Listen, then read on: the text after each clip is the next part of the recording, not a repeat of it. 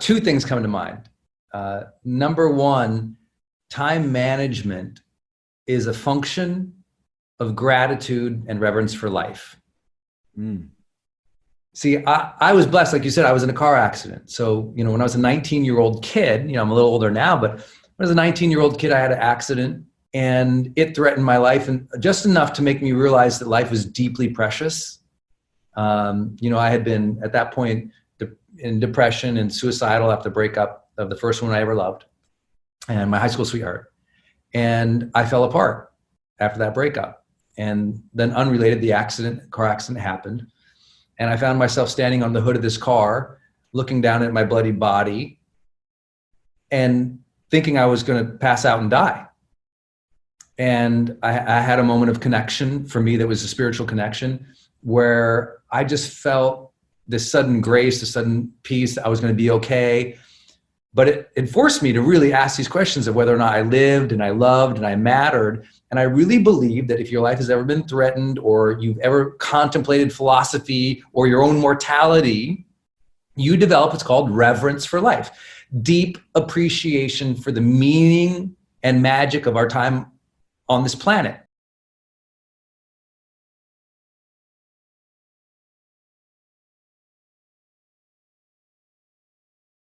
Spent 4 years doing tech.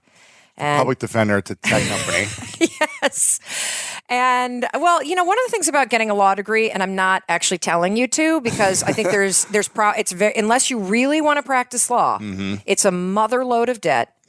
And there is a absolute glutton of attorneys out there, and the job market is really difficult. Yeah. And the other thing they don't tell you about law school right now is that you may be an incredible attorney, but unless you know how to do business development, your career is not going to do what you want it to do. So you need to bring in business, right? Yes. You need to network. You need to build relationships. You can't just sit there and expect it to come to you, right? That was the old model. Right. That was the old model. Now you got to go out and get clients. Correct.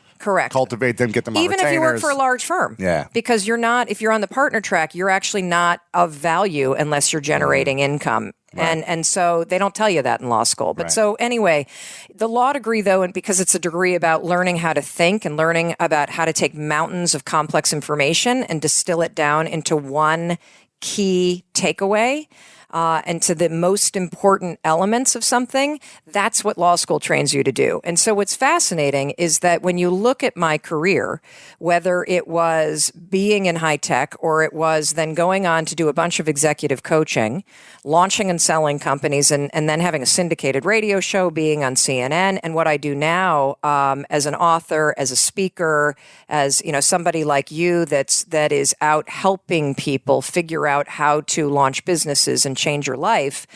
It's about taking all of the incredible information that's out in the world and distilling it down into the key takeaways that make sense and that are also actionable.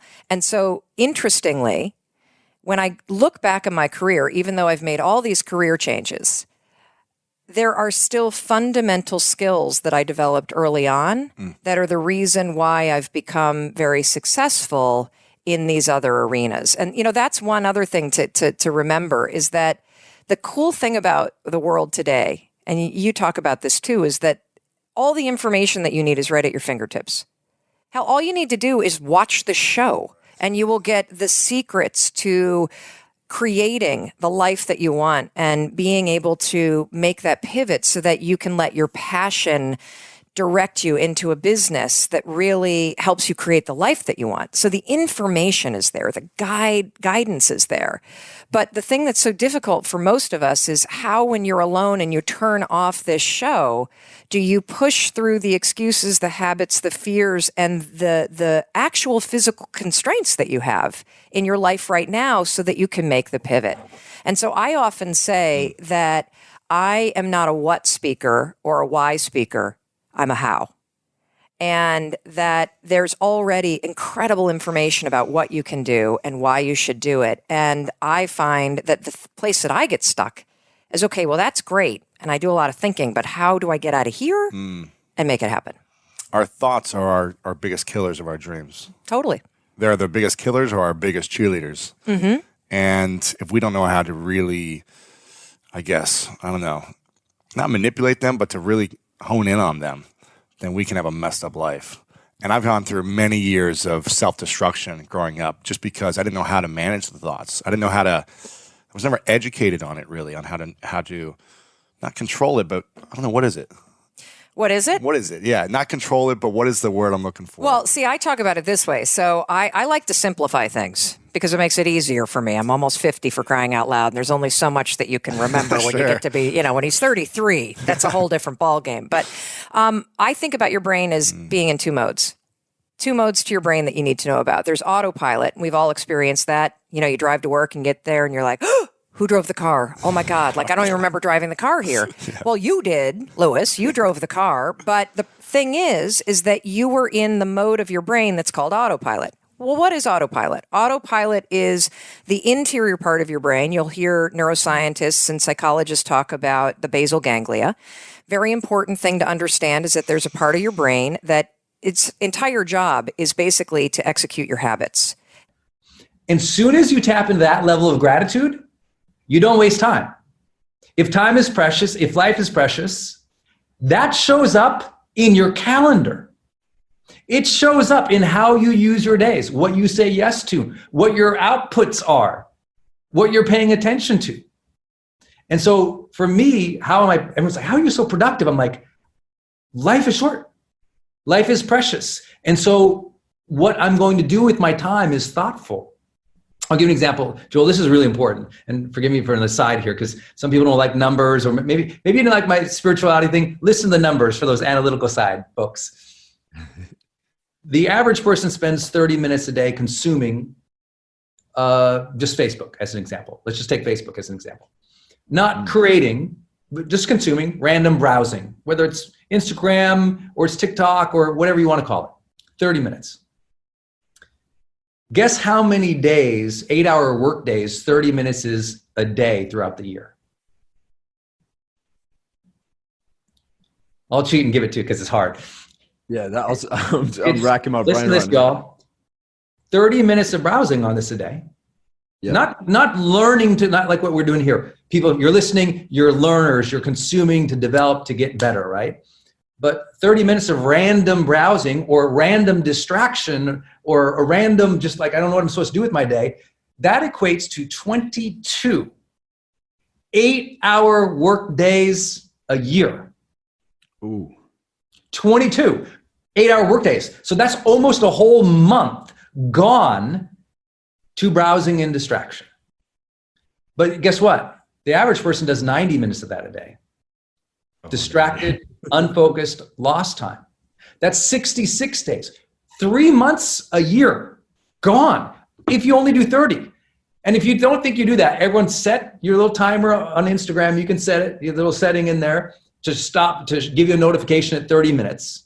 When you do that and it goes off every day, you're like, oh no, I lost a month. So to me, time is precious. I have reverence for it. That's number one. Second thing that makes me so productive is the concept called PQO. If you read my book, High Performance Habits, I learned this from the world's highest performers. So we conducted the world's largest study of those who've achieved long-term success and had the highest rankings of well-being and positive relationships along with it. And when we asked them about productivity, what was their secret? Two things came into mind.